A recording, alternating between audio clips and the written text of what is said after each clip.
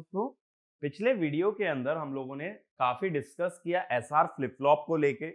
SR flip flop की state table को पढ़ा, उसकी कैरेक्टरिस्टिक टेबल को पढ़ा, उसकी एक्साइटेशन टेबल को पढ़ा और साथ ही साथ हमने इस बात का मतलब समझा कि एज ट्रिगरिंग का मीनिंग क्या होता है।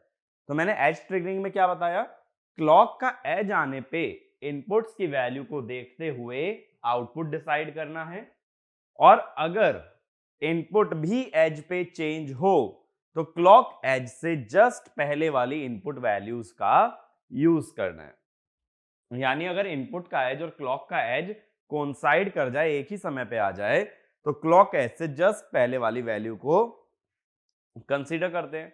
ये हमने लास्ट वीडियो के अंदर देखा। लेकिन लास्ट वीडियो के अंदर साथ ही साथ हमने ये देखा जो एसआर लैच का ड्रॉबैक था वो एसआर फ्लिप फ्लॉप के अंदर भी कैरी हो गया। वो क्या था कि एसआर लैच के अंदर एक स्टेट इनवैलिड होती है, सेम वे में एसआर फ्लिप फ्लॉप में भी एक स्टेट हमारी इनवैलिड होती है। ये चीज हमने देखा था। तो अब हम बात कर रहे हैं एक ऐसे फ्लिप फ्लॉप की जिसके अंदर ये इनवैलिड स्टेट को रिमूव किया जा सके। उसे बोलते हैं एसआर फ्लिप फ्लॉप का modified version, that is your JK flip flop. ठीक है, ये एक मॉडिफाइड वर्जन है एसआर फ्लिप फ्लॉप का। तो इसके अंदर हमें ये देखना है कि हम लोग कैसे एसआर फ्लिप फ्लॉप के ड्रॉबैक को रिमूव करते हैं। अगर ब्लॉक डायग्राम के टर्म्स में बात करें,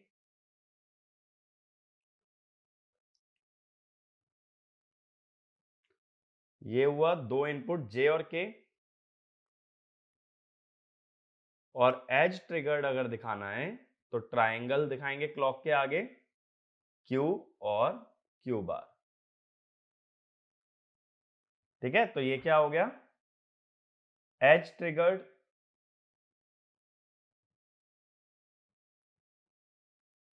और इसी तरह से चाहो तो लेवल ट्रिगर्ड, जिसको हम सिंक्रोनस लैच भी कहते हैं। तो सिंक्रोनस लैच दो तरह के हो सकते हैं, एज ट्रिगर्ड या लेवल ट्रिगर्ड। लेकिन फ्लिप फ्लॉप क्या होता है, एज ट्रिगर्ड। तो इसमें क्लॉक के आगे ट्राइंगल शो नहीं करेंगे क्योंकि ये लेवल ट्रिगर्ड है ना कि एज ट्रिगर्ड। ठीक है, तो ये वाला एग्जांपल किसका हो गया, लेवल ट्रिगर्ड। ये बात क्लियर है। अब बात है कि इंटरनली इसे हम एसआर फ्लिप फ्लॉप से कैसे बनाएंगे। देखो, तो हमने एसआर कैसे बनाया था,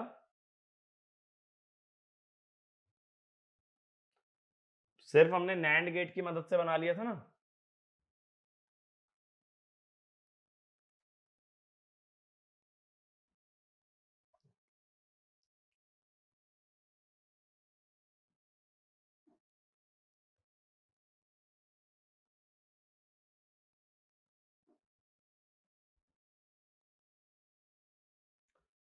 हमने क्या किया था, दो नैंड गेट क्रॉस कपल्ड थे,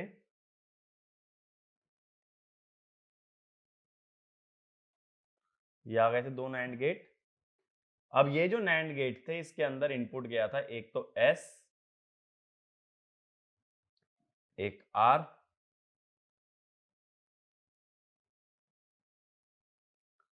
और यहां से आ गया था क्लॉक, यही था।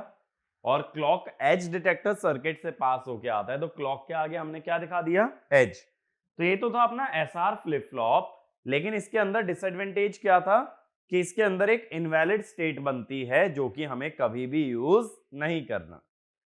तो क्या हुआ, जेके फ्लिप फ्लॉप के अंदर उस इनवैलिड स्टेट को हटाया गया, तो it is an improvement over SR flip flop. अब बात है इसे जेके क्यों बोला, तो ये जो मॉडिफाइड वर्जन था एसआर फ्लिप फ्लॉप का, एक साइंटिस्ट ने दिया था जिसका नाम था जैक किल्बी। तो उस साइंटिस्ट को ऑनर करने के लिए हम लोगों ने इस फ्लिप फ्लॉप का नाम रखा जेके फ्लिप फ्लॉप। जैसे एसआर के अंदर एस का मतलब सेट होता है, आर का मतलब रीसेट होता है, जेके के अंदर ऐसा नाम का मीनिंग कुछ नहीं होता, it is based on the name of a scientist. और बाकी के जितने भी फ्लिप फ्लॉप हम देखेंगे उसमें हम ये ऑब्जर्व करेंगे कि फ्लिप फ्लॉप के नाम का फिजिकल मीनिंग भी होता है सिवाय जेके फ्लिप फ्लॉप के। अब बात आती है किया क्या गया। ठीक है, हमने किया क्या, हमने इस नैंड गेट के अंदर 3 इनपुट दिए। अब देखो कैसे,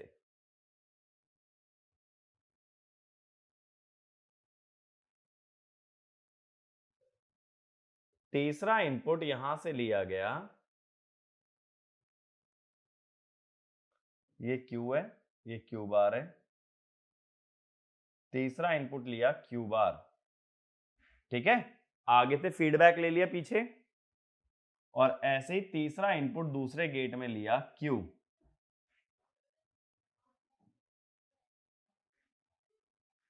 ठीक है। अब देखो ये हो गया J, ये हो गया K, तो SR की जगह क्या नाम आ गया, J और K, बट हमने चेंज क्या किया, जो पहला नैंड गेट था उसके अंदर 2 की जगह 3 इनपुट कर दिए J, K, और एक आउटपुट से फीडबैक लेते हुए Q बार या फिर Q। इतनी बात क्लियर हुई। अब देखो जब 3 इनपुट का नैंड किया जाता है, 3 इनपुट नैंड गेट को और कैसे ट्रीट कर सकते हो ये चीज देखना। अगर मान लो 3 इनपुट का एक नैंड गेट है, जैसा कि सर्किट में दिखाया मैंने, A B C, तो आउटपुट क्या मिलेगा, A B C का बार। इसी को 2 लॉजिक गेट से कैसे रिप्लेस करोगे, देखो एक एंड गेट A B, तो आउटपुट क्या है A B, इसके आगे दूसरा नैंड गेट, तो नैंड में क्या होता है, पहले एंड हो जाता है और फिर बार लग जाता है, ठीक है। तो यानी एक 3 इनपुट नैंड गेट को कैसे शो कर सकते हो, it can be treated as a combination of 1 and gate and a 1 NAND gate. अब इसी बेसिस पे हम इस सर्किट को मॉडिफाई करते हैं। देखो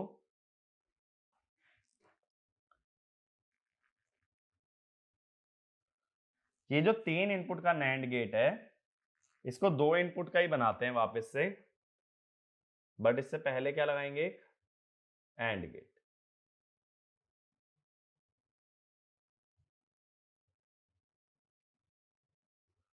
ठीक है। अब ये जो इनपुट तुम यहां पे एंड कर रहे थे, नैंड में दे रहे थे, ये पीछे वाले एंड गेट में दो, और दूसरा इनपुट भी यहीं दो J K। अब देखो इससे हुआ क्या कि डिजाइन वापस से जो आगे का ये SR वाला आ गया, तो एक गेट में 3 इनपुट देने की बजाय अगर 2 इनपुट दिए जाएं तो ये जो आगे का सर्किट है एंड गेट के बाद का,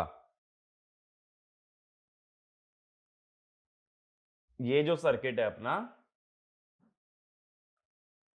ये क्लियर है, ये सर्किट देखो, ये जो हमने लास्ट वीडियो के अंदर पढ़ा था ये वही है SR फ्लिप फ्लॉप, ठीक है।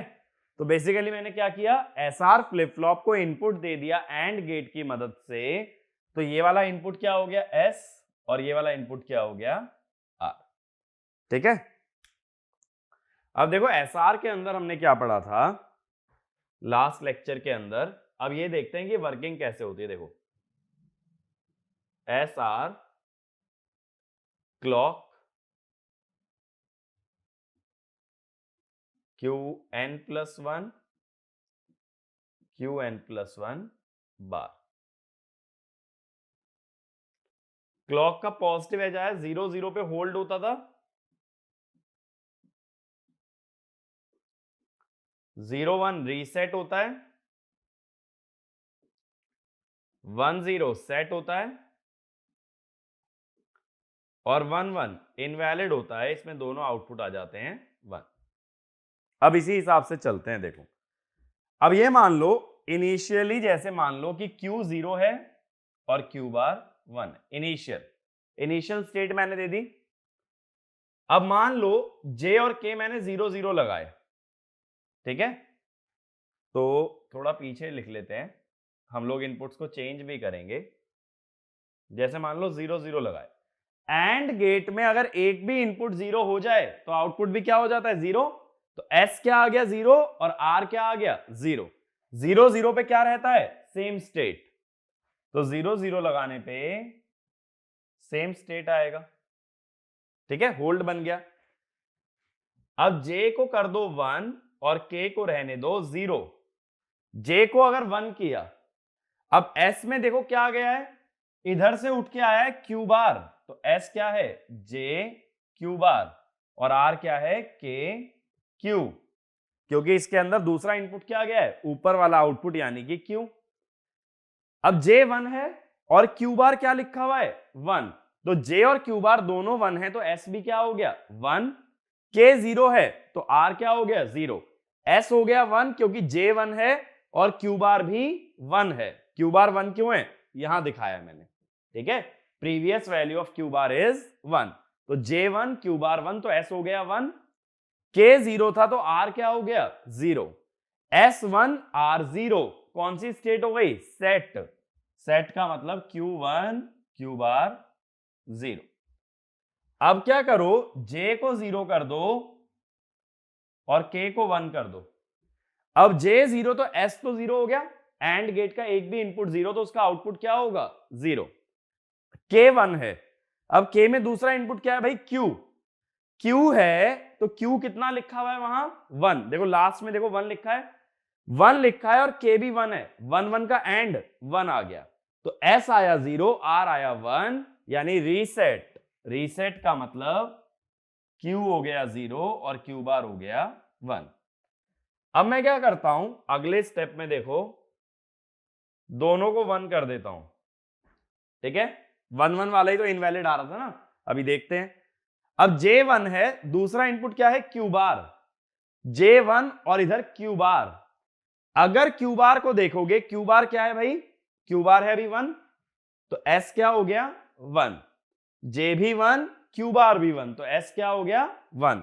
K में देखो K 1 है और Q क्या है 0, K 1 Q 0, तो ये R क्या हो गया 0, यानी S तो आ गया 1 क्योंकि J भी 1 Q बार भी 1, R क्या आ गया 0 क्योंकि K तो 1 है लेकिन Q क्या है 0।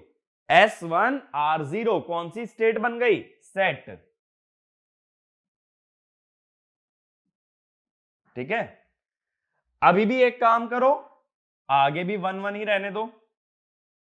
अब देखो J1 है, J1 है, Q बार क्या आ रहा है इसके अंदर, Q बार अभी 0 आ रहा है, लेटेस्ट आउटपुट देखो Q बार में लेटेस्ट आउटपुट क्या है 0, J1 Q बार 0, S क्या आ गया 0, इधर K1 लेकिन Q क्या है 1, तो R क्या आ गया 1, S0 R1 रीसेट। रीसेट का मतलब 0 और 1, तो देखो 1 1 रखने पे क्या हुआ, 1 1 रखा तो 0 था तो आउटपुट क्या हो गया 1, 1 था तो आउटपुट क्या हो गया 0, यानी इनपुट को अगर 1 1 रख दें तो आउटपुट क्या कर जाता है, टॉगल कर जाता है। टॉगल का मतलब होता है प्रीवियस स्टेट का कॉम्प्लीमेंट हो जाना, कि अगर 0 था तो 1 हो जाएगा, 1 था तो 0 हो जाएगा, इसी को बोलते हैं टॉगल। तो इसमें क्या हुआ, 1 1 रखने से आउटपुट फिर भी वैलिड रहा। फिर भी वैलिड क्यों रहा, क्योंकि यहां पे Q और Q बार एक दूसरे के कॉम्प्लीमेंट रहे। SR में इनवैलिड क्यों बोलते थे, क्योंकि Q और Q बार सेम आ जाते हैं तो it is not a valid output. लेकिन JK में ऐसा नहीं होता, JK में दोनों कॉम्प्लीमेंट ही आ रहे हैं, तो 1 1 भी क्या है, एक वैलिड स्टेट है। ठीक है, और देखो चाहो तो JK फ्लिप फ्लॉप को और सिंपल वे में दिखा सकते हो, ब्लॉक डायग्राम के टर्म्स में। जैसा मैंने बताया कि ये कुछ भी नहीं है, एक SR फ्लिप फ्लॉप है जिसके इनपुट पे हमने क्या लगा रखे हैं, एंड गेट। तो क्या करो, पूरे SR फ्लिप फ्लॉप को एक बॉक्स से रिप्लेस कर दो।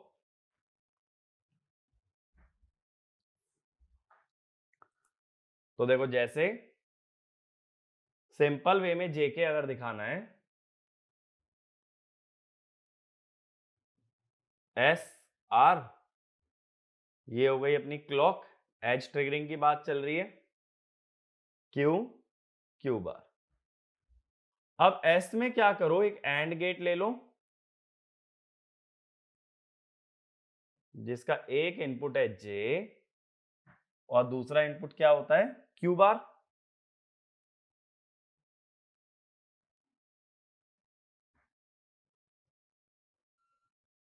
ये हो गया।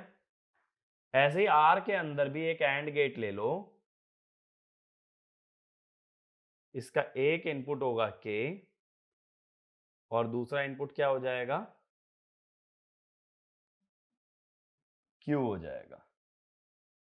ठीक है, ऐसा कर सकते हो। तो इससे दिखाना सिंपल है कि एसआर फ्लिप फ्लॉप के अंदर हमने दो एंड गेट्स को कनेक्ट कर दिया है। तो एक पॉइंट लिखो, in JK flip flop if both inputs are high, in JK flip flop, if both inputs are high, the output is not invalid, the output is not invalid, but it toggles at the clock edge, it toggles at the clock edge, that is it goes from 0 to 1, it goes from 0 to 1 and from 1 to 0, it goes from 0 to 1 and from 1 to 0. एक और बार देखते हैं, देखो 1 1 वाला case, 1 1, अगर दोनों को 1 1 पे फिक्स कर दो तो इधर क्या आ जाएगा, क्यू बार, इधर आ जाएगा क्यू। अब मान लो क्यू है 0, क्यू बार है 1, तो इधर क्या आ रहा है, क्यू बार यानी क्या आ रहा है 1, इधर आ रहा है क्यू यानी क्या आ रहा है 0, S1 R0 सेट हो गया। सेट का मतलब होता है Q1 हो जाएगा। ठीक है, अब इधर आ रहा है क्यू बार यानी क्यू बार क्या हो गया 1, सॉरी क्यू बार हो गया 0 और इधर आ रहा है क्यू, क्यू क्या हो गया 1, S0 R1, ये क्या है रीसेट, रीसेट का मतलब है Q0 क्यू बार 1। अब फिर से देखो इधर क्यू बार आ रहा है यानी 1 और इधर आ रहा है क्यू यानी 0, S1 R0 फिर से क्या हो गया सेट, सेट का मतलब Q1 और क्यू बार 0। तो देखो क्या हो रहा है, क्यू जो है टॉगल कर रहा है या कॉम्प्लीमेंट हो रहा है हर बार 0 से 1, 1 से 0, लेकिन कब चेंज होगा output, at the clock edge, और यही मतलब होता है एज ट्रिगरिंग का। हमने एज ट्रिगरिंग में क्या बोला था कि क्लॉक एज आने पे ही हमारा आउटपुट चेंज होगा। अगर देखो इसी की वेवफॉर्म बनाएं, वेवफॉर्म में क्या समझ सकते हो, मान लो दोनों इनपुट मैंने फिक्स कर रखे हैं,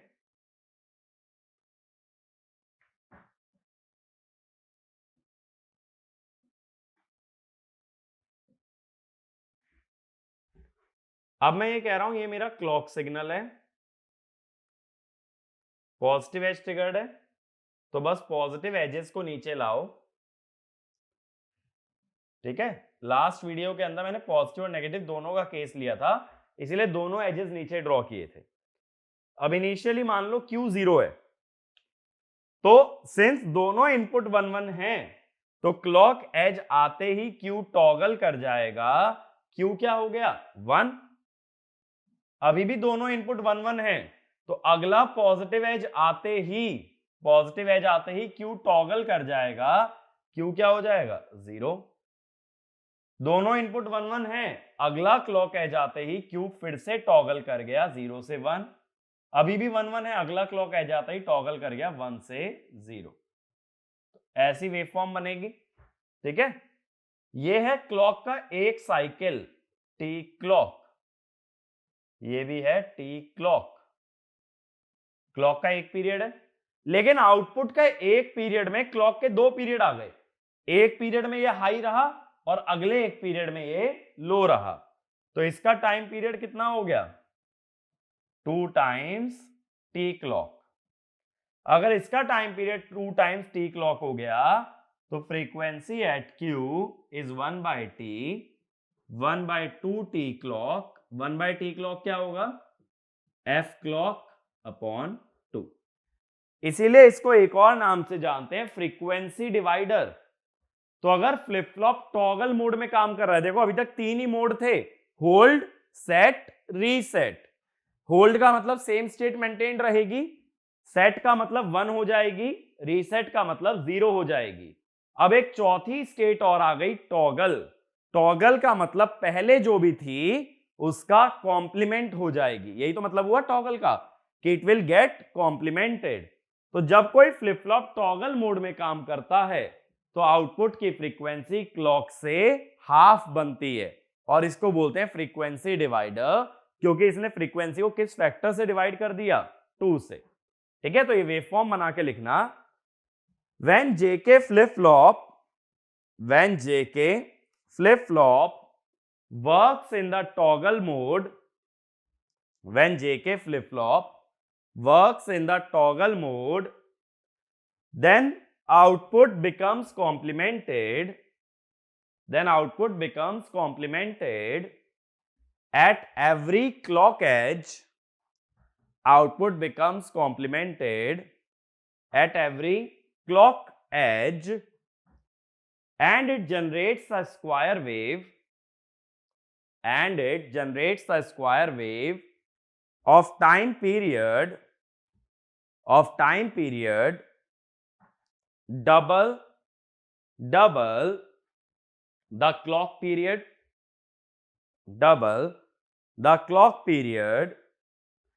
and frequency half of the clock frequency,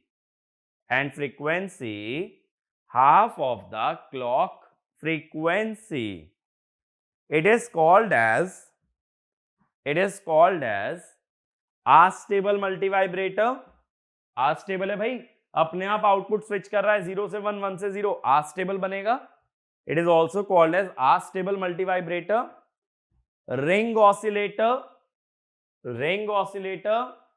और frequency divider, अब देखो, जैसे एसआर फ्लिप फ्लॉप के लिए हमने टेबल्स डिजाइन की थी, ऐसे ही इसके लिए भी हम टेबल डिजाइन करेंगे। तो सबसे पहले कौन सी टेबल बनती है भाई? सबसे पहले बनती है अपनी स्टेट टेबल।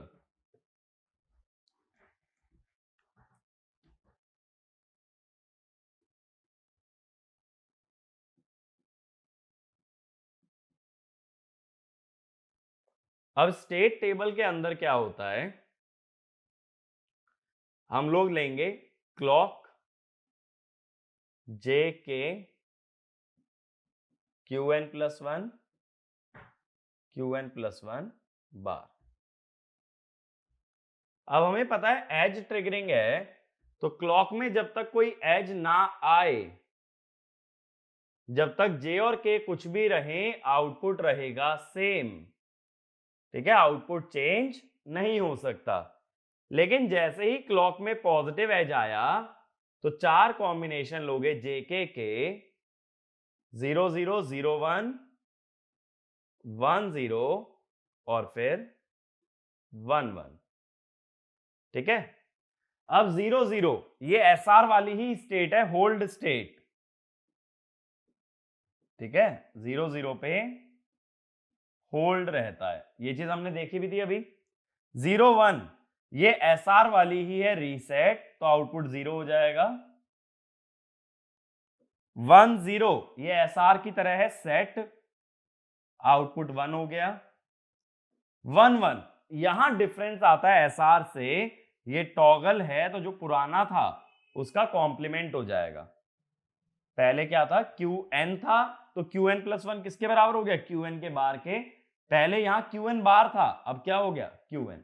तो बेसिकली क्या हो गया, कॉम्प्लीमेंट, और इस स्टेट को बोलते हैं टॉगल। ठीक है, तो अब कोई भी स्टेट इनवैलिड नहीं रह गई, बल्कि हमने एक फंक्शनैलिटी ऐड कर दी कि अगर दोनों इनपुट 1 1 करोगे तो आउटपुट टॉगल हो जाएगा या आउटपुट हो जाएगा कॉम्प्लीमेंट। इसीलिए ये इंप्रूव्ड वर्जन होता है एसआर फ्लिप फ्लॉप का। ठीक है, इसमें चारों कॉम्बिनेशन का यूज किया जा सकता है, और साथ ही साथ फायदा क्या है, यहां स्क्वायर वेव भी बना सकते हो, इसको रिंग ऑसिलेटर की तरह चला सकते हो, अस्टेबल मल्टीवाइब्रेटर की तरह चला सकते हो, यानी एप्लीकेशन बढ़ा दी और इनवैलिड वाली स्टेट रिमूव कर दी। अब अगली टेबल जो बनती है उसे हम बोलते हैं कैरेक्टरिस्टिक टेबल। ठीक है, ये हमने लास्ट लेक्चर के अंदर भी देखी थी, कैरेक्टरिस्टिक टेबल। इसके अंदर क्या होता है, क्लॉक को जाने दो, अब ये मान के चलेंगे कि क्लॉक में पॉजिटिव एज हमें मिल रहा है। 3 इनपुट लिए जाते हैं, जे के क्यू एन, और आउटपुट एक लेते हैं क्यू एन प्लस 1। अब 3 इनपुट के 8 कॉम्बिनेशन होते हैं, तो 8 कॉम्बिनेशन लिस्ट डाउन कर रहा हूं।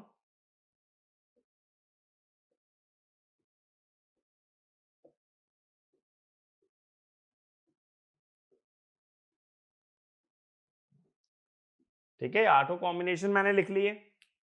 अब 8 कॉम्बिनेशन को 4 पार्ट में डिवाइड करो, लास्ट वीडियो की तरह इनपुट के बेसिस पे।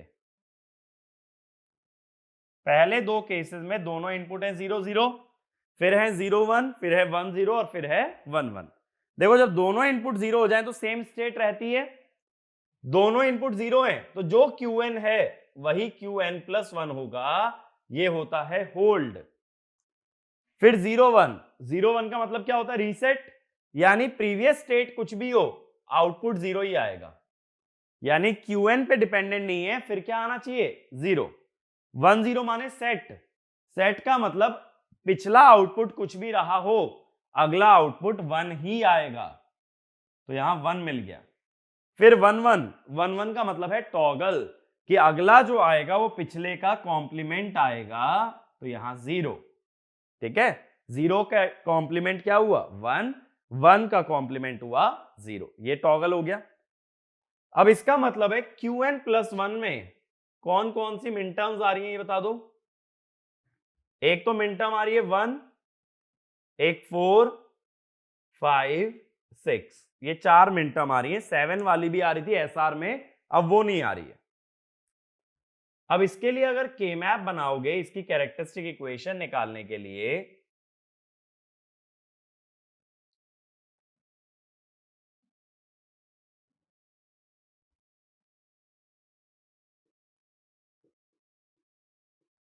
तो 0 1 0 0 0 1 1 1 1 0 0 1 3 2 4 5 7 6।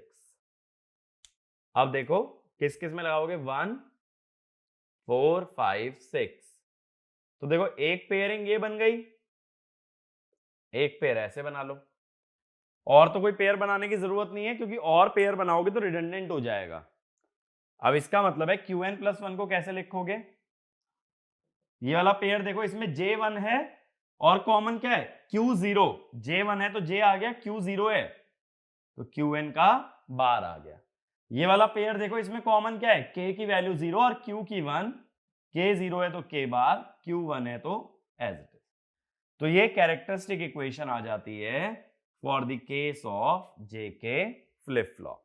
ठीक है, तो ये कैरेक्टरिस्टिक इक्वेशन अच्छे से याद रखनी है। और क्या याद रखना है कि SR फ्लिप फ्लॉप से एक मॉडिफिकेशन है यहां, कि यहां पे टॉगल मोड एक्स्ट्रा आ गया है, यानी अगर 1 1 इनपुट दोगे तो पिछली स्टेट का कॉम्प्लीमेंट हो जाता है, ऐसा SR के अंदर नहीं होता।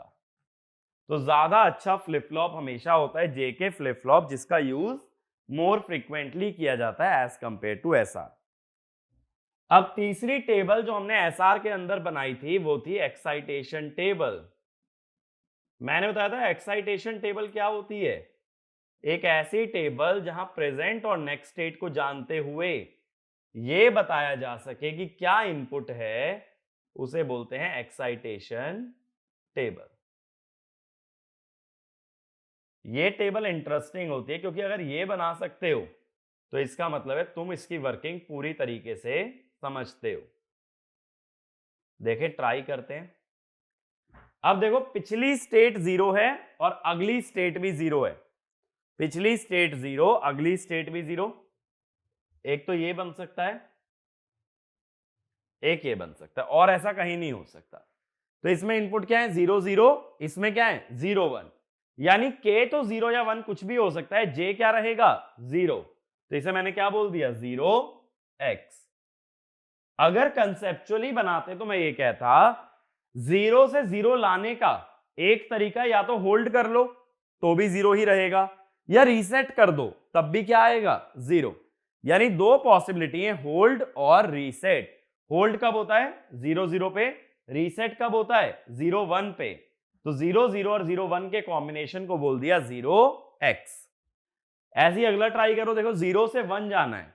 0 से 1 दो तरह से जा सकते हो, एक तो सेट कर दो, सेट में तो आउटपुट 1 आता है, या टॉगल कर दो, टॉगल में कॉम्प्लीमेंट हो जाता है यानी 0 का 1। तो सेट करने पे भी 1 मिलेगा, टॉगल करने पे भी क्या मिलेगा 1। सेट का मतलब 1 0, टॉगल का मतलब 1 1। 1 0 और 1 1 में जे तो 1 है, के 0 और 1 कुछ भी हो सकता है तो x। नहीं तो यहां से देख लो 0 से 1 जाने के लिए एक तरीका ये है, एक तरीका ये है। तो इसमें क्या है 1 0 और 1 1। तो 1 0 और 1 1 में देखो जे तो 1 ही है, के 0 भी हो सकता है 1 भी हो सकता है, तो क्या कर दिया x। अगला ट्राई करो 1 से 0। 1 से 0 जाने के लिए या तो रीसेट कर दो तो भी 0 आ जाएगा, या टॉगल कर दो, टॉगल करने पे भी 1 का कॉम्प्लीमेंट होता है 0। तो रीसेट का मतलब 0 1, टॉगल का मतलब 1 1। तो 0 1 और 1 1 में जे तो 0 और 1 कुछ भी हो सकता है लेकिन के 1 होगा। नहीं तो यहां से देखो 1 से 0 जाने के लिए एक तो ये है, और 1 से 0 जाने का दूसरा तरीका ये है, यानी 0 1 या 1 1। तो इसमें क्या हो गया x 1। लास्ट 1 से 1, 1 से 1 या तो सेट कर दो, सेट करोगे तो भी 1 आएगा, या होल्ड कर लो। होल्ड किस पे होता है 0 0 पे, सेट किस पे होता है 1 0 पे। तो होल्ड 0 0 और 1 0, तो जे तो कुछ भी हो सकता है लेकिन के 0 होगा। तो मैं ये वाले दोनों केसेस की बात कर रहा हूं। अब 1 से 1 जाना है तो या तो 0 0 रखो या 1 0 रखो। तो इसमें k तो 0 है लेकिन j 0 या 1 कुछ भी हो सकता है, तो j की जगह क्या लिख दिया x। ठीक है, तो ये क्या बन गई एक्साइटेशन टेबल। ये बात क्लियर हुई।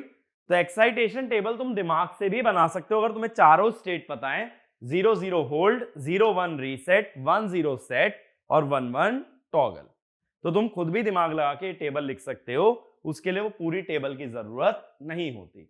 और हम आगे देखेंगे कि एक्साइटेशन टेबल काफी ज्यादा इंपॉर्टेंट होती है। ठीक है, ये क्लियर हुआ जेके फ्लिप फ्लॉप कि इसके अंदर 4 स्टेट बनती हैं हमारी। अब आगे चलते हैं। अब देखो मैंने ये बोला था जेके के अंदर दो पॉसिबिलिटी हैं, एज ट्रिगरिंग और लेवल ट्रिगरिंग। और लेवल ट्रिगर्ड को क्या बोल देते हो सिंक्रोनस लैच। तो अगर लेवल ट्रिगर्ड होता है तो उसके अंदर एक दिक्कत आती है, तो नेक्स्ट हेडिंग डालो race around condition, race around condition in level triggered JK flip flop.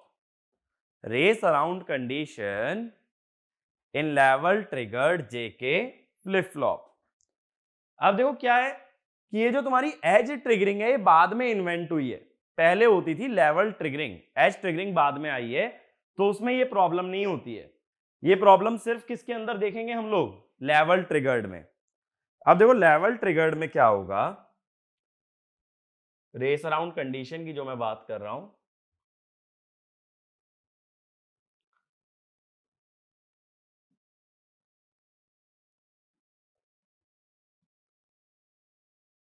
देखो 1, मान लो मैंने दोनों इनपुट 1 1 कर रखे हैं, यानी किस मोड में सेट कर रखा है इसे टॉगल मोड में, और क्लॉक पे क्या दे रखा है स्क्वायर वेव। अब क्लॉक के आगे देखो ट्रायंगल नहीं है, क्लॉक के आगे अगर ट्रायंगल नहीं है इसका मतलब क्या है कि ये एज ट्रिगर्ड नहीं, ये है लेवल ट्रिगर्ड। और ये कौन से मोड में सेट है टॉगल मोड। लेवल ट्रिगर्ड का मतलब क्या होता है कि जब तक क्लॉक 1 है तब तक आउटपुट हमारा चेंज हो सकता है, जब क्लॉक 0 हो गई तो फ्लिप फ्लॉप हो जाएगा डिसेबल। फ्लिप फ्लॉप अगर डिसेबल हो गया तो इनपुट कुछ भी हो आउटपुट रहेगा कांस्टेंट। ठीक है, तो इसका मतलब क्लॉक यहां एनेबल सिग्नल का काम करती है कि अगर तुम्हारा फ्लिप फ्लॉप डिसेबल्ड है तो कुछ भी इनपुट लगाते रहना, आउटपुट नहीं बदलेगा, उसमें जो स्टोर्ड वैल्यू है वही वैल्यू स्टोर्ड रह जाएगी। तो मेमोरी का काम करता है। ठीक है, और जब तक एनेबल है तो इनपुट के हिसाब से आउटपुट बदल सकता है। नहीं तो ऐसा सोच लो, मेमोरी में लिख सकते हो अगर एनेबल्ड है, और अगर डिसेबल कर दिया तो रीड तो कर सकते हो लेकिन राइट कभी नहीं कर सकते डिसेबल्ड में। अब देखो प्रॉब्लम कहां आती है, जैसे मैं क्लॉक सिग्नल बना लेता हूं पहले। मान लो एक क्लॉक सिग्नल है जिसका टाइम पीरियड बड़ा है, इसीलिए इसके अंदर रेक्टेंगल मैंने थोड़े बड़े बनाए हैं, ठीक है, पल्सेस चौड़ी बनाई गई हैं क्योंकि इसका टाइम पीरियड मैंने बढ़ा लिया है। अब दोनों इनपुट 1 1 है, इनिशियली आउटपुट 0 मान लो, इनिशियली आउटपुट मेरा है 0। अब ये जो फ्लिप फ्लॉप है इसका खुद का कुछ प्रोपोगेशन डिले होगा, इसका प्रोपोगेशन डिले मान लो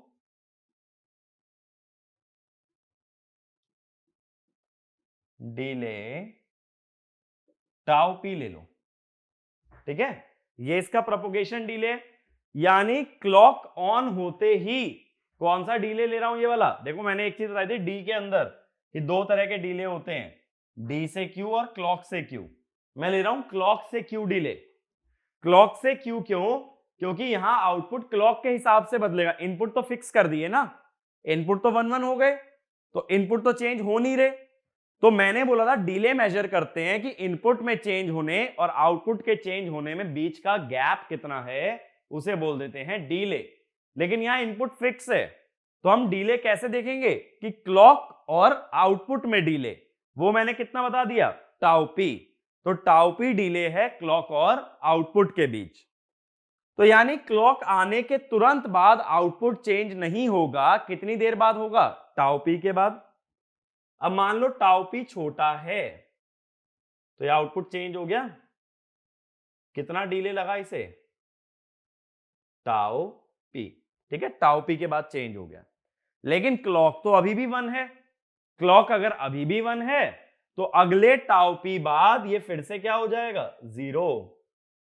अभी भी 1 है, फिर क्या हो गया 1, अभी भी 1 है 0, अभी भी 1 है 1, लेकिन अब क्या हो गई 0। अब ये इस पे फिक्स हो जाएगा, अब क्लॉक 0 चली गई ना, अब चेंज नहीं हो सकता, अब ये ऐसे ही रहेगा। अब फिर से 1 मिली तो इसके कुछ देर बाद 0, फिर 1, फिर 0, फिर 1, फिर 0, फिर अब 0 ही रह जाएगा। अब इसका मतलब देखो क्या हुआ, इनपुट 1 1 क्यों किए थे, इनपुट 1 1 किए थे ताकि आउटपुट टॉगल हो। लेकिन ये एक बार नहीं, ये कई बार टॉगल होता है अगर प्रोपोगेशन डिले, अगर प्रोपोगेशन डिले क्लॉक के आधे टाइम पीरियड से कम है।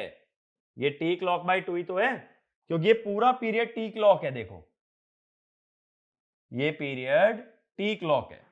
तो अगर प्रोपोगेशन डिले छोटा रह गया तो आउटपुट एक बार नहीं कई बार टॉगल करेगा।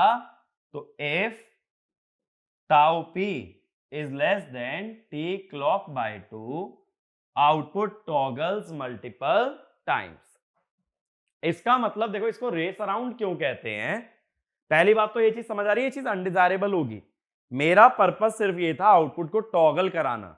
जब ये कई बार टॉगल कर रहा है तो तुम ये नहीं कह सकते फाइनली 1 पे रुकेगा या 0 पे, यानी आउटपुट क्या हो गया, अननोन। एक चीज खुद सोच के देखो, 10 बार टॉगल करेगा तो वापस 0 पे आ जाएगा, इवन नंबर ऑफ टाइम्स अगर कर गया, odd number of times toggle करेगा तो 1 पे आएगा। देखो कितनी बार टॉगल किया, 1 2 3 4 5, 5 बार किया ना, 1 2 1 2 1, तो यानी 5 बार टॉगल किया तो 1 पे आ गया, जो मैं चाहता भी था कि टॉगल हो जाए।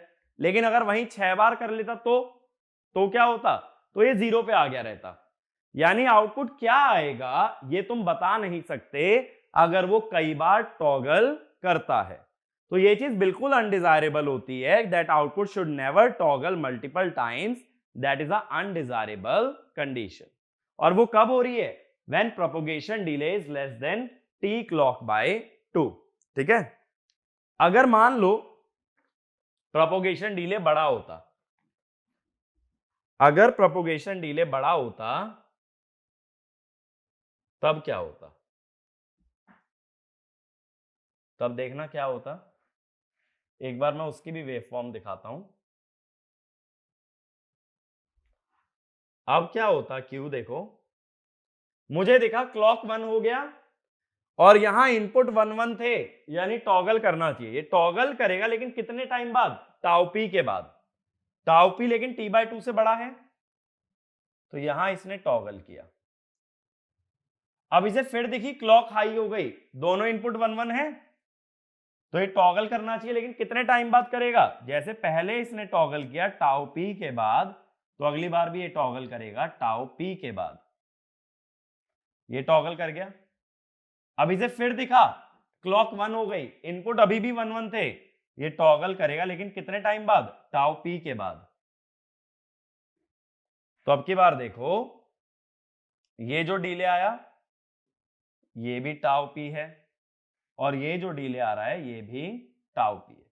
अब टाउ पी को अगर ध्यान से देखो, टी क्लॉक बाय 2 से बड़ा हो गया ना, तो कितनी बार टॉगल कर रहा है? एक साइकिल में एक ही बार टॉगल करता है। देखो एक साइकिल ये है पूरी, ये पूरी एक साइकिल है, इतना जो डिस्टेंस है ये एक साइकिल है। एक साइकिल में कितनी बार टॉगल आया? एक बार। पहले कितनी बार आ रहा था? 5 बार। इसका मतलब ये हुआ, अगर propagation delay T clock by 2 से बड़ा होगा तब तुम्हारा ये रेस अराउंड कंडीशन नहीं बनेगा, या मल्टीपल टॉगल नहीं बनेंगे। तो एक तरह से तुम ये कह सकते हो रेस चल रही है। रेस किसमें चल रही है कि आउटपुट पहले मिलेगा या क्लॉक का अगला एज पहले आएगा। यहां क्लॉक का अगला एज आ जाता है आउटपुट जब तक नहीं मिला होता, या ये कह दो आउटपुट का डिले ज्यादा है, propagation delay T clock by 2 से ज्यादा है ना, तो प्रोपगेशन डिले अगर टी क्लॉक बाय 2 से ज्यादा है तो टॉगलिंग एक ही बार आ रही है, कम है तो मल्टीपल टाइम्स आ रही है। यानी रेस चल रही है किसमें? प्रोपगेशन डिले और क्लॉक के पीरियड में, इसीलिए इसे बोलते हैं रेस अराउंड कंडीशन। अब देखो हर बार तो ये कंडीशन ट्रू होना जरूरी नहीं है ना। प्रोपगेशन डिले किस पे डिपेंड करेगा? अंदर के लॉजिक गेट्स पे। तो प्रोपगेशन डिले फिक्स है। प्रोपगेशन डिले फिर से समझा रहा हूं फिक्स क्यों है, क्योंकि जेके के अंदर जो भी लॉजिक गेट लगे हैं उनका कुछ कुछ प्रोपगेशन डिले है, तो propagation delay depends on the device. तो एक प्रोपगेशन डिले इस सर्किट का होगा, लेकिन क्लॉक का पीरियड चेंज हो सकता है। क्लॉक का पीरियड चेंज क्यों हो सकता है? क्योंकि हम लोग अलग अलग फ्रीक्वेंसी की क्लॉक इनपुट पे लगा सकते हैं।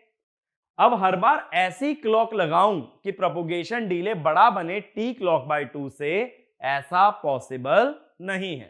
तो यानी हमें कुछ और तरीका निकालना पड़ेगा इस रेस अराउंड को एलिमिनेट करने का।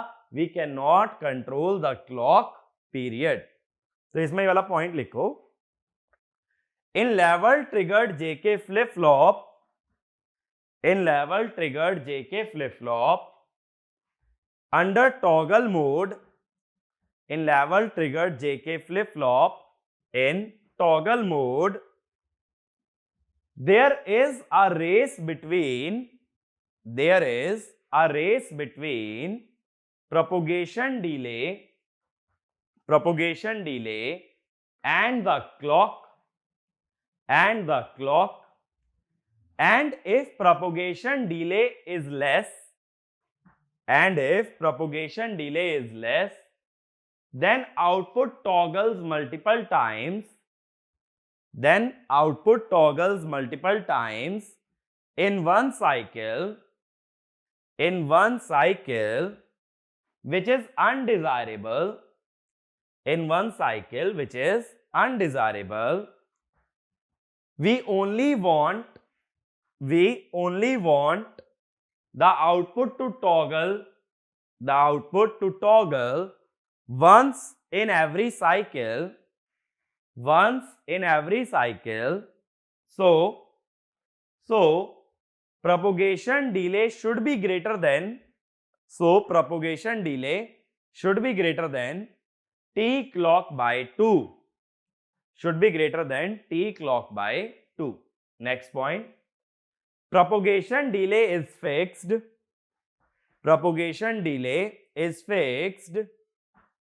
so it is not possible to change the clock frequency every time It is not possible to change the clock frequency every time to ensure ये कंडीशन लिख लेना, tau p greater than t clock by 2, to ensure tau p greater than t clock by 2, and hence there should be a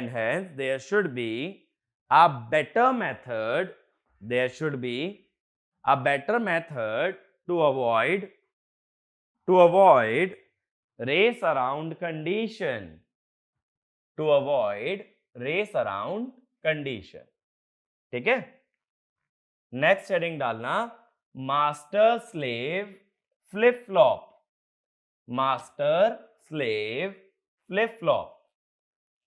तो अब हम ये देख रहे हैं कि रेस अराउंड बचाने का तरीका क्या होता है, that is your master slave flip flop. अब मास्टर स्लेव फ्लिप फ्लॉप कैसे बनाते हैं, देखो इसके अंदर दो फ्लिप फ्लॉप होते हैं, एक मास्टर कहलाता है और एक स्लेव।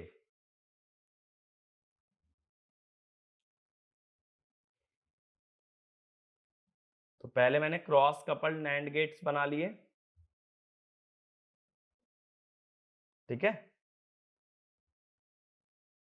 अब मुझे ही पता है इन दोनों नैंड गेट का आउटपुट भी किससे आता है, नैंड गेट से ही आता है। जैसे एसआर बनाते हैं, ठीक है, इन दोनों नैंड गेट में क्या जाती है, एक क्लॉक जाती है।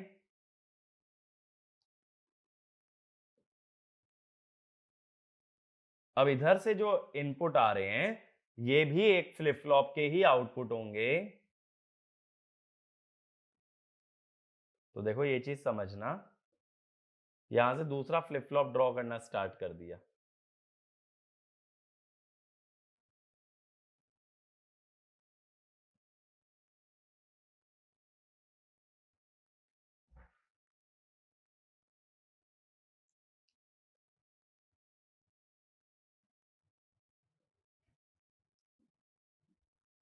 ये दो फ्लिप फ्लॉप में लगा रहा हूं, एक के पीछे एक।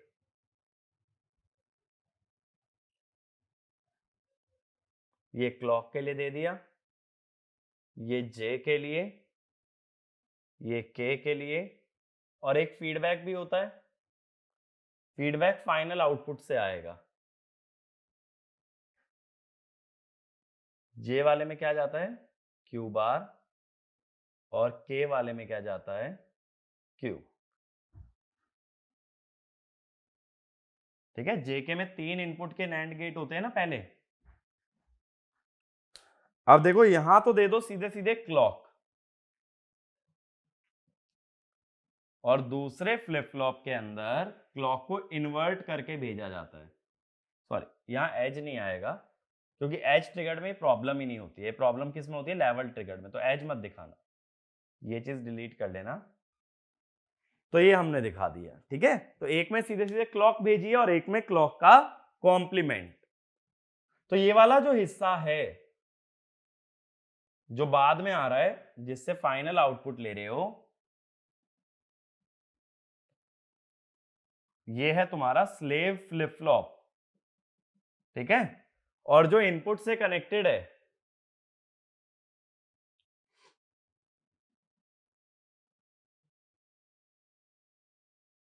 ये है मास्टर फ्लिप फ्लॉप, ठीक है। तो अपने पास दो फ्लिप फ्लॉप कास्केडेड हैं, पहले वाले को बोलेंगे मास्टर, दूसरे वाले को बोलेंगे स्लेव।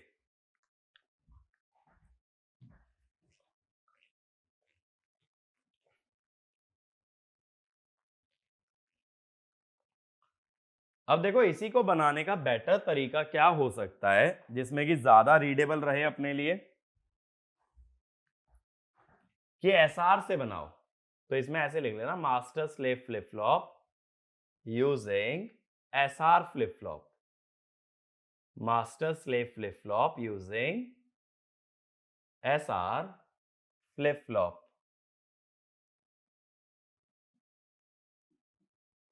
इसके आउटपुट को मैंने बोल दिया QM, यानी मास्टर का आउटपुट। इसके आउटपुट को मैंने सिर्फ क्या लिख दिया, Q, फाइनल आउटपुट जो है। अब ये गया इसमें, ये गया इसके अंदर। देखो ये वाला था QM और ये था QM बार, तो ये इसमें किसमें गया टर्मिनल में, S में, और QM बार किसमें गया, R में। ठीक है, तो QM जाता है S में, QM बार जाता है R में, वही मैंने कनेक्ट किया है। अब मैंने बोला था SR से JK कैसे बनता है, एक एंड गेट लगता है जिसमें एक इनपुट होता है J, दूसरा इनपुट इधर से उठा के लाते हैं Q बार। ऐसे ही R में क्या होता है, एक इनपुट होता है K और दूसरा इनपुट इधर से उठ के आता है Q।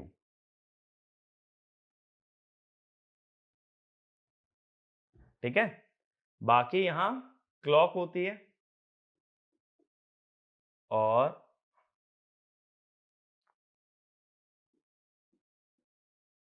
यहां हम दिखा देते हैं क्लॉक का बार। ठीक है, तो क्लॉक का बार देने का क्या मतलब है, ये वाला फ्लिप फ्लॉप काम तब करेगा जब क्लॉक 1 होगी, यहां क्लॉक का बार जा रहा है तो ये काम कब करेगा, जब क्लॉक 0 होगी। अब हमें ये देखना है इससे रेस अराउंड कैसे बचती है। तो रेस अराउंड कब आ रही थी, जब दोनों इनपुट क्या थे हमारे 1। ठीक है, तो मास्टर स्लेव में पहले वाला फ्लिप फ्लॉप जो इनपुट से जुड़ा है वो है मास्टर, और जिससे फाइनल आउटपुट ले रहे हैं वो है स्लेव। अब हमें वेवफॉर्म की मदद से ये समझना है कि कैसे हम लोग रेस अराउंड अवॉइड करते हैं। तो पहले वाला पॉइंट लिख लो, master slave flip flop, master slave flip flop is a method to avoid race around condition,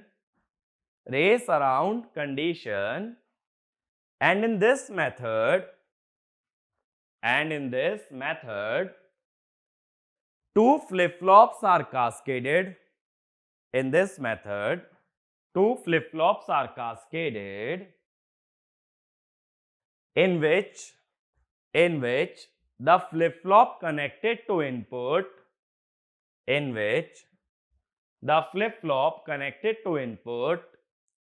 is called as master flip flop, and the second one is called as slave flip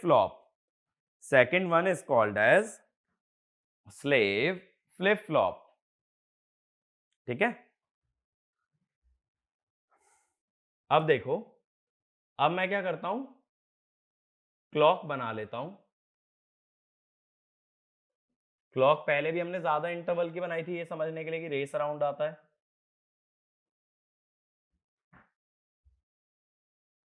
और मैंने क्या condition ली थी कि propagation delay छोटा होता है, तो ये मैंने क्लॉक बना ली। ठीक है, वेवफॉर्म ड्रॉ करने के लिए इसके एजेस को मैं नीचे ले आता हूं, ये रेफरेंस का काम करेगी मेरे लिए।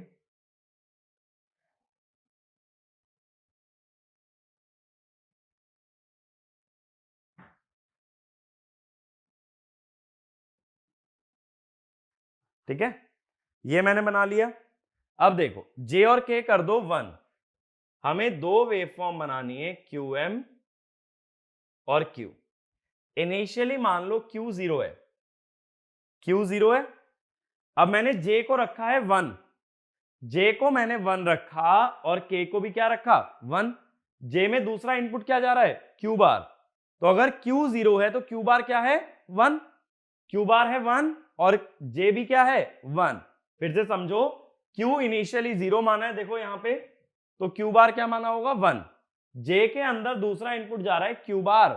ठीक है, यहां आ रहा है Q बार और यहां आ रहा है Q, तो J को भी 1 रखा, Q बार को भी 1, क्योंकि रेस अराउंड के लिए दोनों इनपुट 1 होने चाहिए। तो J और Q बार दोनों 1 है, तो S क्या आ गया 1। इधर K 1 है बट Q क्या है 0, तो R क्या आ गया 0। S1 R0, तो फ्लिप फ्लॉप का आउटपुट क्या हो जाएगा, सेट हो जाएगा। कौन सा आउटपुट सेट होगा, QM। ये सेट हो गया ना, कितने डिले के बाद, tau P.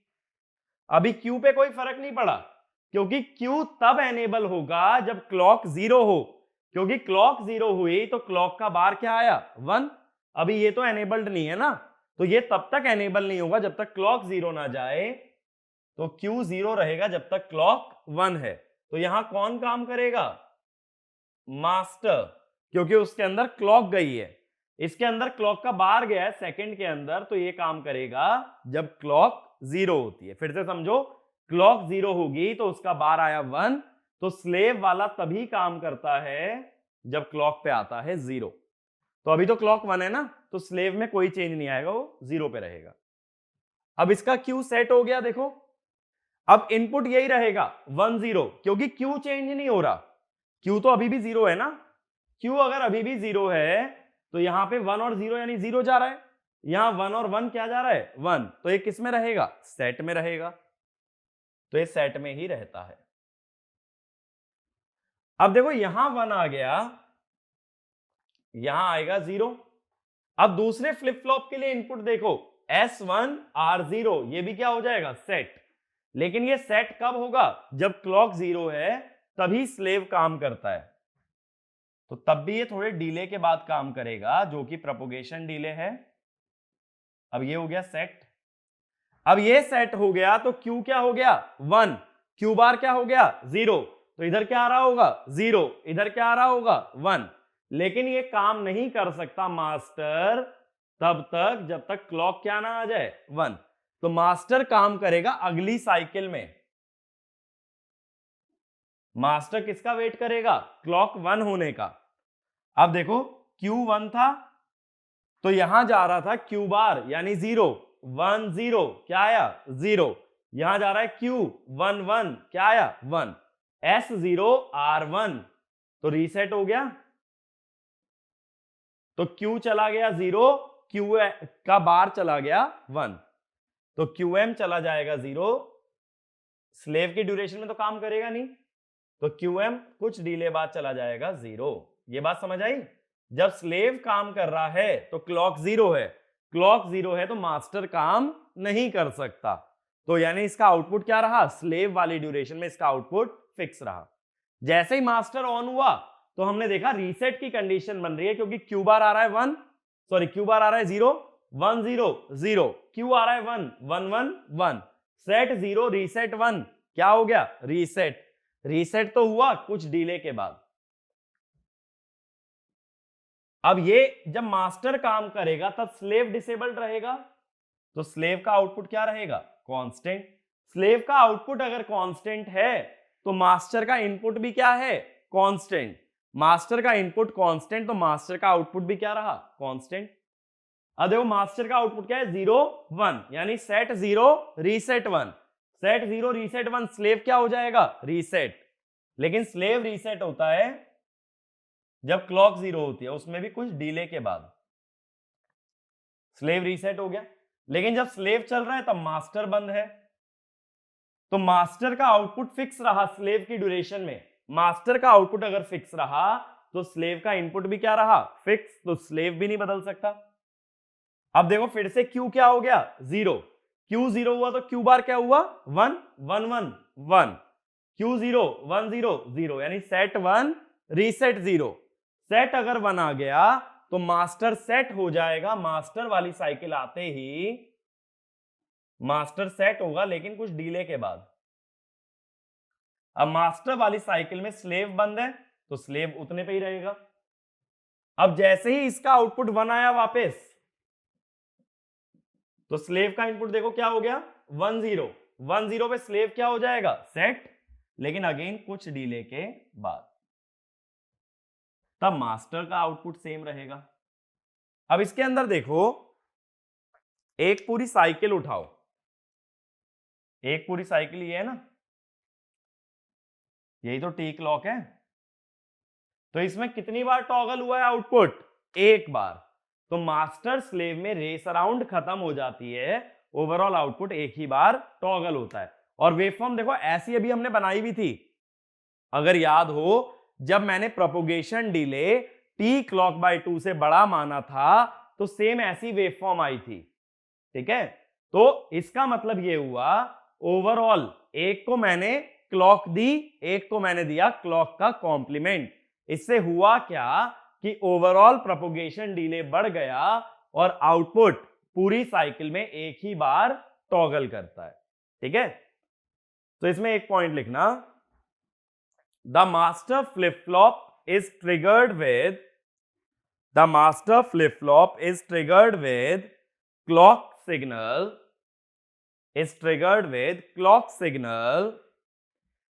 so it can change its output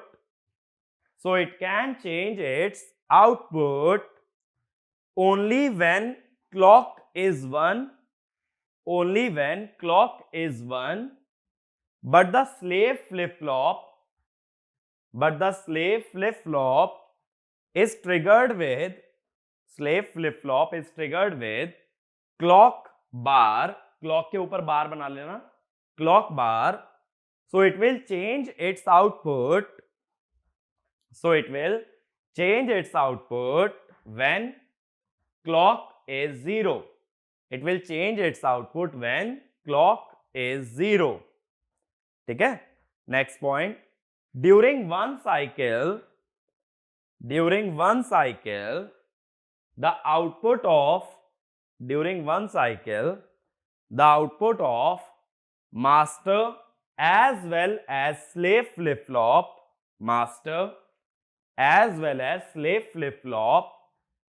changes only once. Master as well as slave flip flop changes only once. ठीक है, मास्टर का भी एक ही बार चेंज हुआ पूरी साइकिल में, यहां तक देखो, और स्लेव का भी एक ही बार चेंज हुआ। ठीक है, तो मास्टर स्लेव बनाने का तरीका क्या हुआ? अगर हम डायरेक्टली बोलें कि दो फ्लिप फ्लॉप को कास्केड करो, एक को क्लॉक सिग्नल दो और एक को क्लॉक का कॉम्प्लीमेंट, तो इसमें वाला पॉइंट लिखना, to design a master slave flip flop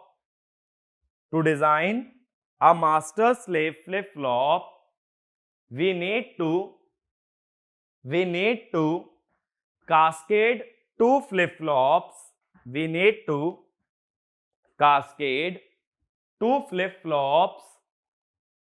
with one with clock and the other with clock bar ठीक है, अब देखो सिंपलेस्ट तरीका क्या हो सकता था इसको बनाने का। ये तो चलो हमने एसआर की मदद से बनाया, अगर डायरेक्ट जेके की मदद से बनाते, यहां तो हमने एसआर को जेके की तरह बनाया ना, अगर डायरेक्ट जेके की मदद से बनाना था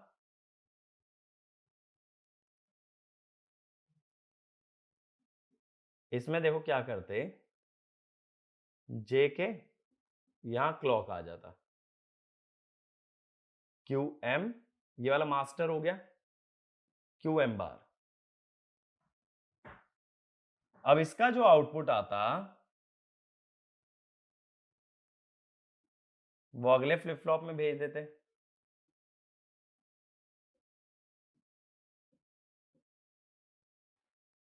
फिर ये आ जाता।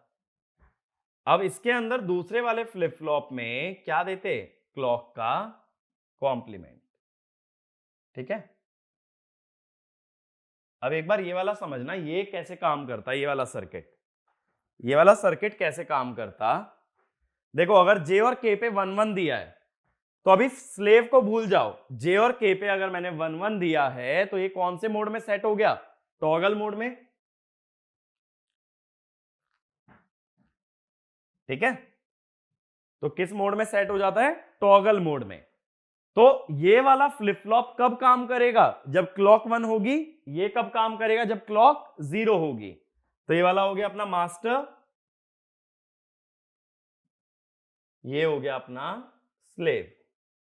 अब देखो क्लॉक 1 है तो मास्टर काम करेगा, तो आउटपुट टॉगल कर जाएगा, कितने टाइम बाद, टाउ पी बाद।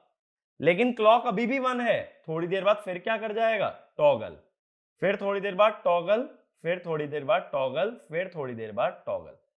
अब स्लेव जब ऑन हुआ तो मास्टर ऑफ हो गया, फिर मास्टर ऑन हुआ, फिर थोड़ी देर बाद toggle toggle toggle toggle toggle toggle, फिर मास्टर ऑन हुआ, कुछ देर बाद टॉगल टॉगल, इस तरह चलेगा। भाई ये तो एक सिंपल जेके फ्लिप फ्लॉप है ना, इसमें तो रेस अराउंड आएगी। इसमें रेस अराउंड आने का क्या मतलब है कि जब तक जेके 1-1 रहेंगे ये बार बार टॉगल करेगा। तो इसमें हमने क्या दिखा दिया, बार बार टॉगल दिखा दिया। अब स्लेव के बारे में सोचो, स्लेव यहां पे ऑन हुआ, यहां मास्टर का आउटपुट क्या था 1, यानी यहां क्या था 1, यहां क्या था 0, क्यूएम पे था 1, देखो इस पॉइंट पे क्यूएम पे था 1, तो उसके बाहर पे क्या होगा 0। अगर 1 0 आ गया तो ये वाला किस में हो गया, सेट में हो गया, तो इसका आउटपुट क्या हो गया सेट। अब मास्टर का आउटपुट नहीं बदल रहा, अगर मास्टर का आउटपुट नहीं बदल रहा तो स्लेव का इनपुट भी चेंज नहीं होगा। दोबारा समझो, मास्टर का आउटपुट कितनी बार भी टॉगल कर गया, 5-6 बार टॉगल कर गया, ठीक है, लेकिन जब स्लेव चालू हुआ उस दौरान मास्टर का आउटपुट फिक्स था, क्योंकि मास्टर बंद हो चुका था। मास्टर का आउटपुट क्या था, यहां पे 1 और यहां पे 0, 1 और 0, जिसका मतलब ये किस में आया, सेट में। ये अगर सेट में आया तो इसका आउटपुट सेट हो गया। अब मास्टर का आउटपुट नहीं बदल रहा तो स्लेव का आउटपुट भी क्या रहेगा, सेम। अब यहां स्लेव बंद हो गया, अब मास्टर फिर बार बार टॉगल कर रहा है, लेकिन स्लेव बंद है, स्लेव बंद है तो उसका आउटपुट रहा कांस्टेंट। अब यहां जब स्लेव चालू हुआ तो मास्टर का आउटपुट क्या था 0, मास्टर का आउटपुट 0 होने का मतलब 0 1, कौन सी स्टेट बनी, रीसेट, रीसेट बनी, तो स्लेव का आउटपुट क्या चला गया 0। यानी इस कॉन्फ़िगरेशन में मास्टर मल्टीपल टाइम्स टॉगल करेगा बट स्लेव एक ही बार टॉगल करेगा। और हमें आउटपुट कौन सा देखना है, फाइनल वाला। ये आउटपुट तो मिल नहीं सकता ना, अगर ये एक पूरी चिप है तो फाइनल आउटपुट ही तो बाहर मिलेगा। तो स्लेव कितनी बार टॉगल कर रहा है, एक बार। तो इस सर्किट के नीचे लिखना, in this circuit the output of master flip flop, in this circuit the output of master flip flop toggles multiple times, whereas the output of slave flip flop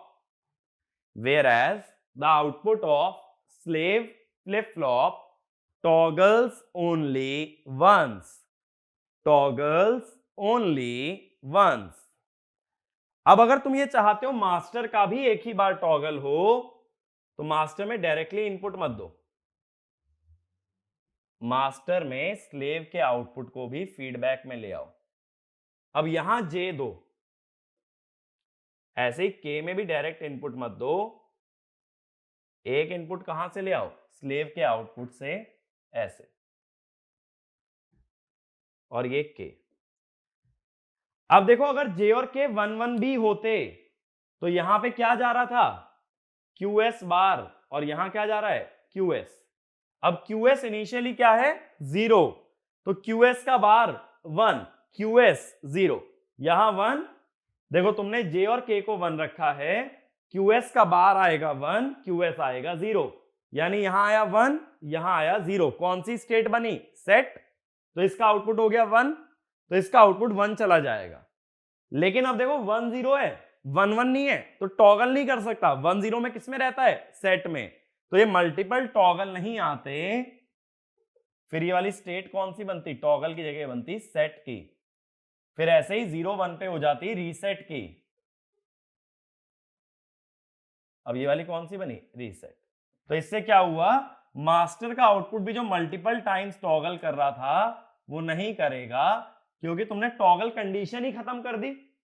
भाई दोनों इनपुट 1-1 होने के बावजूद यहां 1-1 नहीं जा सकता, यहां या तो 1 0 जाएगा या 0 1, यानी या तो सेट या तो रीसेट, तो टॉगल तो किसी कंडीशन में हो ही नहीं सकता, इसीलिए मास्टर का आउटपुट भी एक ही बार टॉगल करता है। तो ये वाला पॉइंट भी लिखो, if the input to the master is taken, if the input to the master is taken from output of the slave then master flip flop can never operate, then master flip flop can never operate in toggle mode because both inputs cannot be high simultaneously, because both inputs cannot be high simultaneously, so it only operates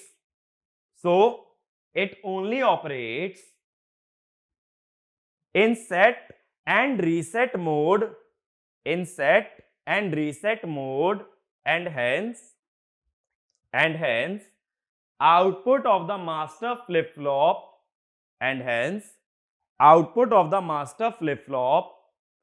also toggles only once in every cycle,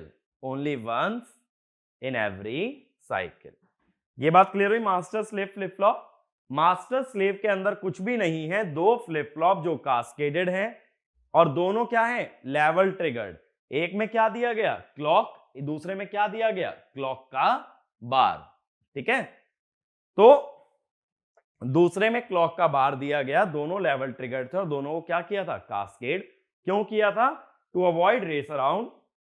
race around में क्या होता है, जब कभी propagation delay कम होता है तो output एक बार से ज्यादा बार टॉगल करता है, जो कि है अनडिजायरेबल।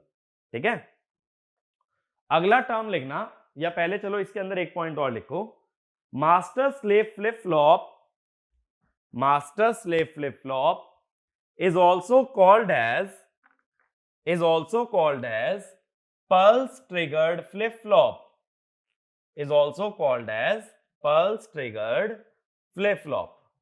अब पल्स ट्रिगर्ड क्यों बोल रहा हूं, देखो, एक क्लॉक की मास्टर क्लॉक की पॉजिटिव साइकिल में काम करता है और स्लेव क्लॉक की नेगेटिव साइकिल में, या क्लॉक जब 0 होती है, तो इसका मतलब हुआ इसे क्लॉक की पूरी पल्स चाहिए होती है, 1 वाला पार्ट भी और 0 वाला पार्ट भी।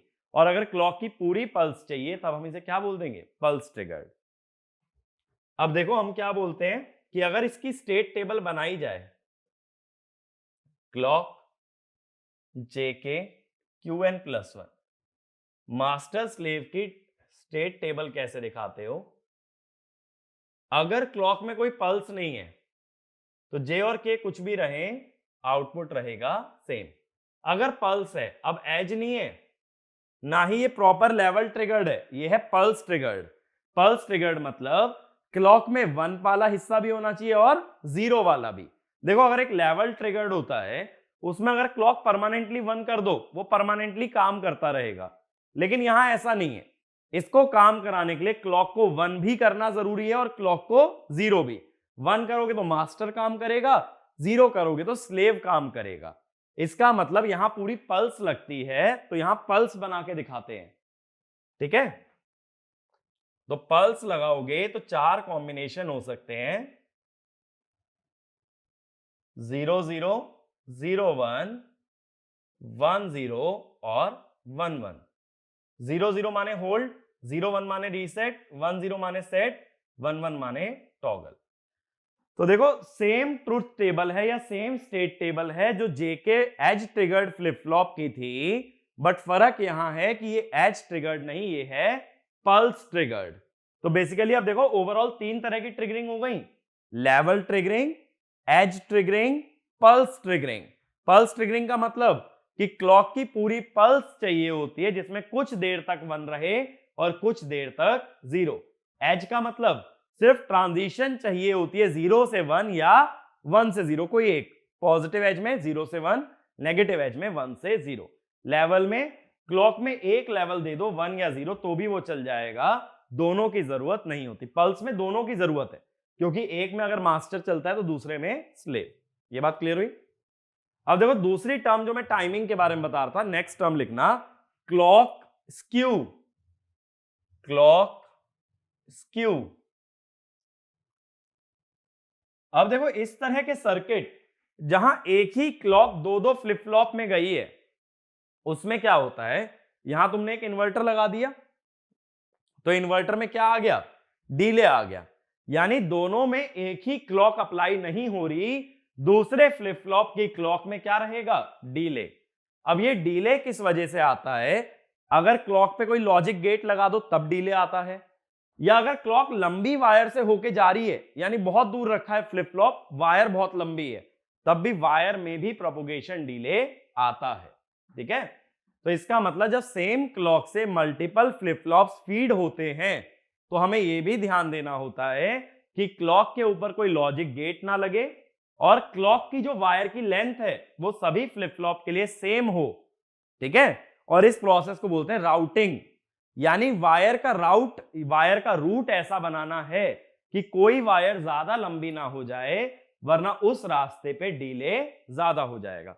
अगर क्लॉक को लंबा रास्ता ट्रेवल करके जाना है तो उसे टाइम भी ज्यादा लगेगा, इसीलिए राउटिंग ऐसे की जाती है कि क्लॉक सेम टाइम पे पहुंचनी चाहिए हर फ्लिप फ्लॉप पे। तो इवन अगर सेम क्लॉक लगाते हो तब भी ये गारंटी नहीं होती सेम टाइम पे पहुंचेगी। क्यों? क्योंकि अलग अलग रास्ते का डिले अलग अलग हो सकता है। तो रास्ते ऐसे बनाओ जिनमें सबका डिले सेम हो, ताकि सब फ्लिप फ्लॉप को अगर एक ही क्लॉक से चलाते हो तो सब में क्लॉक सेम टाइम पे ही पहुंचे। तो इसमें लिखना, when multiple flip flops are fed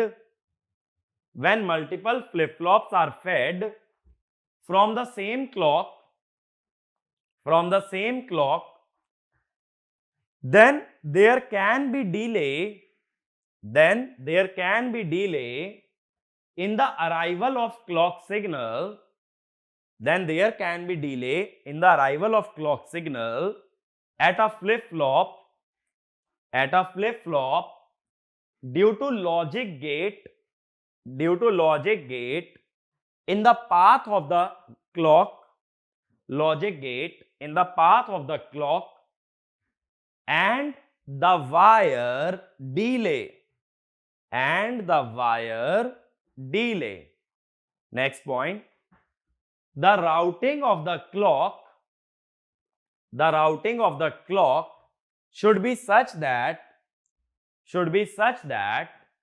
clock signal arrives at the same time at all the flip flop and it is not recommended to use logic gate in the path of the clock. ठीक है, तो clock अगर logic gate से होके गुजरती है ना तो उसे एक टर्म बोला जाता है क्लॉक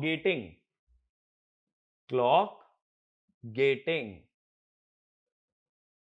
तो ये चीज डिजायरेबल नहीं होती है। ठीक है, अब तुम कहोगे भाई मास्टर स्लेव में तो करना पड़ेगा, वरना रेस अराउंड कैसे हटाओगे? तो देखो, ये मास्टर स्लेव जो है ना पुराना फ्लिप फ्लॉप है, आज के टाइम में एज ट्रिगर्ड चलते हैं, और जब एज ट्रिगर्ड होते हैं तो उसमें रेस अराउंड होता ही नहीं है, क्योंकि वहां टॉगलिंग कहां होती है, एज पे होती है। अगर टॉगल एज पे हो रहा है उसके बाद तुम जेके को 1 कितनी देर तक भी रखो, अगले एज पे ही अगली बार टॉगल हो सकता है। बात समझ रहे हो? जेके 1 भी है तो भी जब तक टॉगल नहीं होगा, जब तक क्लॉक एज नहीं आएगा। और एज पूरी साइकिल में एक ही बार आता है, क्योंकि पूरी साइकिल में एक पॉजिटिव एज होता है और एक नेगेटिव एज। तो या तो पॉजिटिव पे काम करेगा या तो नेगेटिव पे, यानी एक तरह का एज एक साइकिल में एक ही बार आएगा, तो टॉगलिंग भी एक ही बार देखी जाती है। ठीक है, तो एज ट्रिगर्ड के अंदर रेस अराउंड कंडीशन नहीं होती। तो master slave was a old method of avoiding race around condition. The new method is edge triggered flip flop. ठीक है, तो ओवरऑल इस लेक्चर के अंदर देखो क्या इंपॉर्टेंट है। जो edge triggered JK flip flop के बारे में हमने बात की, रेस अराउंड कंडीशन का मतलब पता होना चाहिए। लेवल ट्रिगर्ड फ्लिप फ्लॉप में होता है कि अगर टॉगल मोड में सेट कर दें तो आउटपुट कई बार टॉगल हो जाता है एक साइकिल में। इसे हटाने के लिए क्या बनाया मास्टर स्लेव? क्या किया, 2 flip flop level triggered cascade कर दिए, एक में क्लॉक दिया और एक में क्लॉक का बार दिया। ठीक है, और क्लॉक स्क्यू का भी मतलब पता है, उतना बहुत है। तो रेस अराउंड का मतलब पता होना चाहिए क्लॉक स्क्यू का मतलब पता होना चाहिए, मास्टर स्लेव का मीनिंग पता होना चाहिए, ठीक है। इन सब पे न्यूमेरिकल क्वेश्चन बनना इम्पॉसिबल सी बात है। बाकी जेके फ्लिप फ्लॉप जो हमने एज ट्रिगर्ड वाला पढ़ा है उस पे न्यूमेरिकल्स बनते हैं, वो चीज आगे चल के देखेंगे। बट इस लेक्चर के अंदर इतना ही। अगले दो फ्लिप फ्लॉप जो बचे डी और टी, उनको हम डिस्कस करेंगे नेक्स्ट वीडियो के अंदर। Thank you.